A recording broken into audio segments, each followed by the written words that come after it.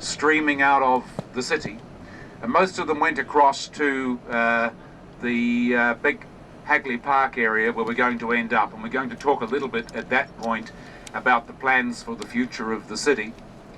But you can imagine the scenes in these streets. They are cleaned up from what they were. One of the first things we did was get in here and, out of respect in a sense, clean the streets.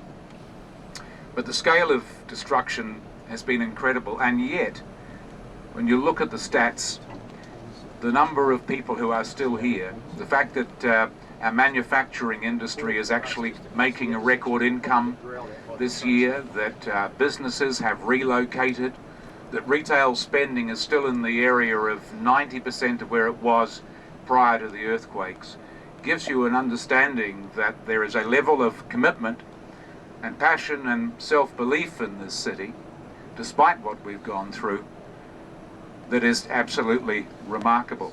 Coming up on your right, and I'll hand over to you, it actually is an area known as the Cashel Mall. Runs right down to your left as well. There's been a lot of damage in here. A lot of lives were lost around this area and right down the street actually. So I'll hand over to you. You give us the spiel, mate. If you look to your right is what was the Cashel Mall area.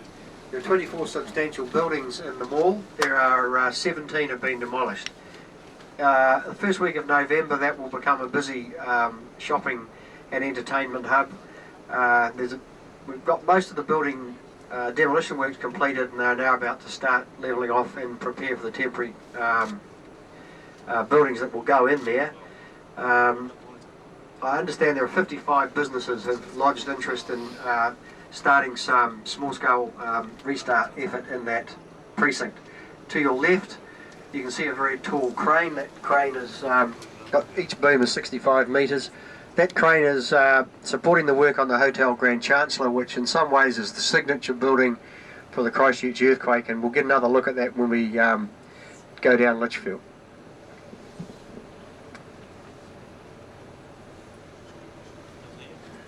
We're now heading south along Colombo Street. As we get along here a bit further, we're going to turn left onto Litchfield Street, but I invite you to look to the right hand side of the bus, and you'll see a substantial city block almost that's been where the shops and businesses have been demolished, and that's going to become part of the restart program, and is also we're working with the City Council to help the City Council relocate one of its service centres to a building on the western side of this block. Just in front of us and to the right there were a row of unreinforced masonry shops that fell into the street, and you'll recall, some of you perhaps, that there were some people killed in buses, and that's where they were killed, just up there on the right. This is Litchfield Street. On June the 13th, a number of structures that had been temporarily propped along this block here fell into the street. It was at about that time that we were reminded just how dangerous the city is.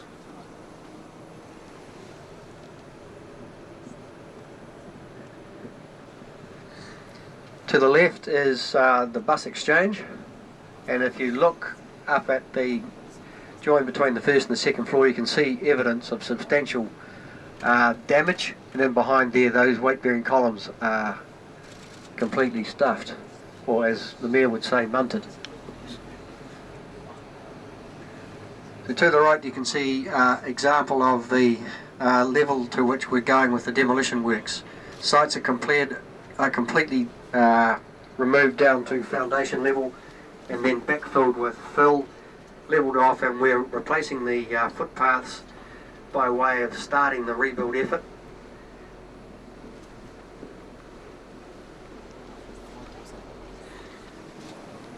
Just to our left here is an example of that refill work going on.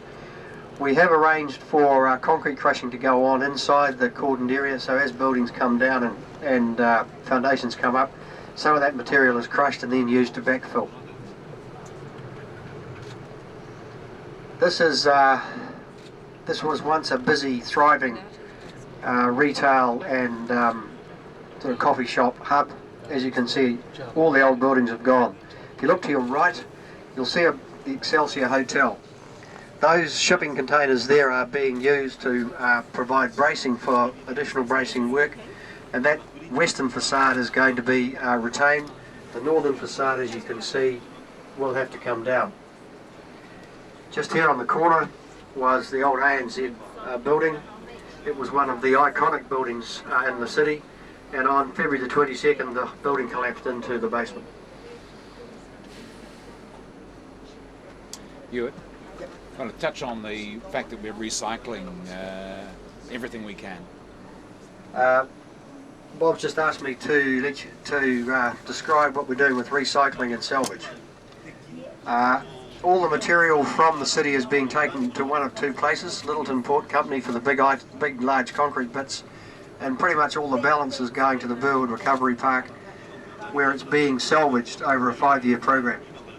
Large items of steel and other building components, particularly salvageable woods, are being harvested from the demolition works and being taken off to be recycled. Steel will be melted down, and the timber turned into furniture rather than landfill.